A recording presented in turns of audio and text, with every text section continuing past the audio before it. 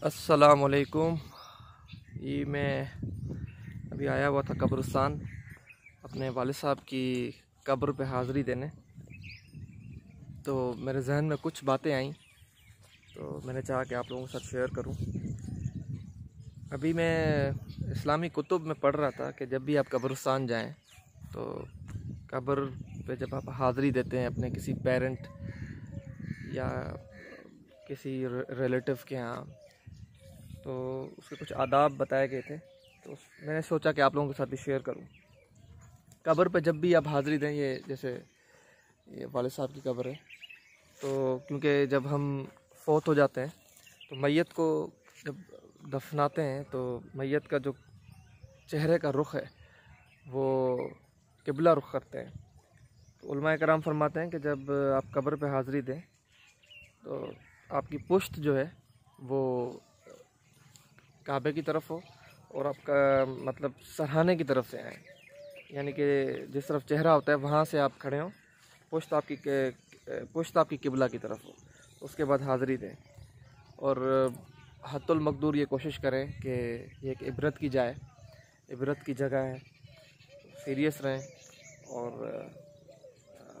ये याद रखें, ये जहन में रखें कि हमें भी यहाँ आना है। उमूमन आजकल जैसे कभी कोई फौतगी हो जाती है, कभी जाना होता है, तो लोगों का नॉन सीरियस एटीट्यूड देख के बड़ा दुख होता है कि लोग इस मकाम पे आकर भी सीरियस नहीं हो रहे होते। अच्छा, यहाँ पे मैं आया तो वालिद साहब की कब्र पे हाज़िरी दी। यहाँ पे बहुत से और रिश्तेदार मदफन हैं, जैसे दादा दादी, मेरी चच्चियाँ, वालिद साहब के चचा, उनकी चच्चियाँ, और एकदम से एक पूरी मतलब जैसे उनकी हिस्ट्री या उनकी पूरी फिल्म जो है, जैसे वीडियो पूरी उनकी ज़िंदगी हमारे साथ जैसे गुज़री, पूरी जैसे रिवाइंड हो गई, रिकॉल हो गई। यही सोच रहा था कि एक दिन हमें भी यहाँ आना है और ये भी एक भरपूर ज़िंदगी गुजार रहे थे और उनके साथ जैसे वालिद साहब के साथ स्कूल जाना या वैकेशन में उनके साथ घूमने जाना, घर में उनका कमरा, उनकी अलमारी, साथ घूमना फिरना, ये सब ईदैन पे दादा अबू के घर में सब कज़न्स का, सब चचाओं का इकट्ठे होना, फिर वहाँ से ईदगाह की तरफ जाना, ये सब अब माजी का हिस्सा बन चुका है। अब यहाँ पे जो काम आएगा हमें वो हमारे आमाल और नो डाउट अल्लाह ताला की रहमत। तो हमें हमेशा दुआ करते रहनी चाहिए अल्लाह ताला की रहमत हमारे साथ हो, और अच्छे अमाल करेंगे तो कभी उम्मीद है कि इंशाअल्लाह ताला हमारी बख्शिश हो ही जाएगी इंशाअल्लाह। मतलब कितनी इबरत की जगह है, आप देखें कितना सन्नाटा है। ये सब लोग अपनी कब्रों में, अल्लाह ताला इन सब की मग़फ़िरत फरमाए, अल्लाह ताला मेरे वालिद साहब की मग़फ़िरत फरमाए, मेरे दादा, मेरे दादी, मेरे चचा, मेरे चच्ची, इन सब की मग़फ़िरत फरमाए और हमें ये तौफ़ीक दे कि हम ऐसे अमाल कर सकें जैसे अल्लाह ताला हमसे राज़ी हो जाए। मेरे जहन में ये ख़्याल आ रहा था कि जैसे वालिद साहब की डेथ शुरू में हुई तो एक तो रूटीन थी, नया नया गम तो पेरेंट्स का या किसी भी अपने प्यारे का हमेशा रहता है, लेकिन जो बिल्कुल ही ताज़ा गम हो तो वो फिर बहुत ज़्यादा तकलीफ़ देता है। फिर वक्त जो है उस गम को आहिस्ता आहिस्ता कम कर देता है। तो शुरू में हमने एक रूटीन बना ली थी।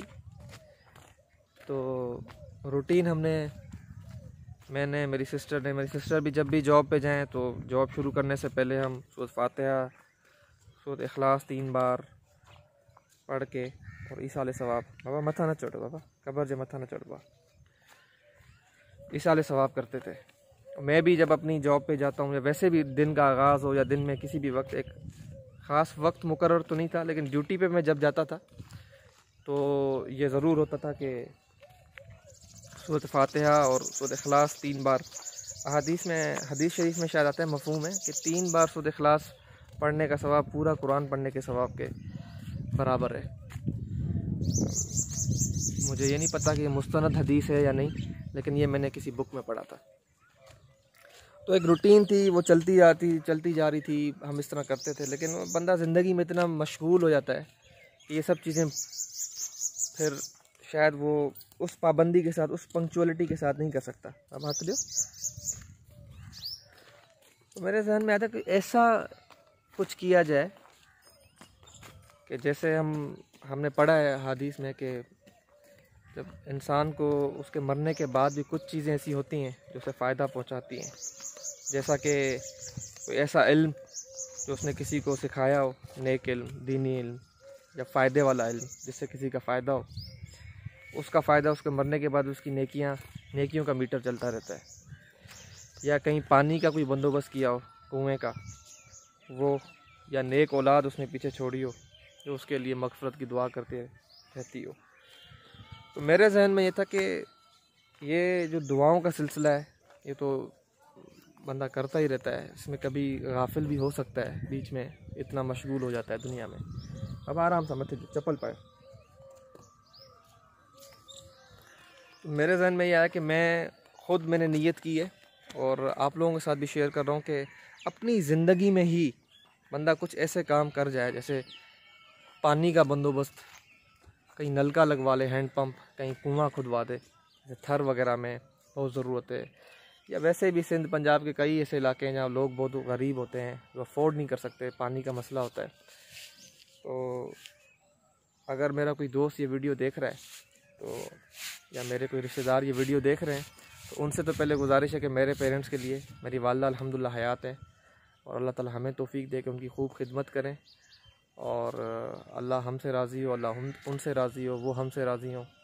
यकीनन अगर पेरेंट्स हमसे राज़ी हैं तो अल्लाह हमसे राज़ी होगा इंशाअल्लाह।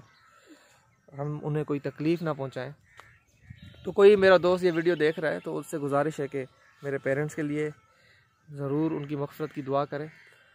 और वक्तन फ़वक्तन मैंने अभी नीयत की है कि मैं इंशाअल्लाह इंटरनेट पर जैसे देख रहा था, कुछ ऐसी ऑर्गेनाइजेशंस हैं या कुछ ऐसे ग्रुप्स बने हुए हैं लोगों के जो थर में जाकर कुएँ लगाते हैं, कुएँ खुदवाते हैं या पानी का बंदोबस्त करते हैं, या ऐसी कोई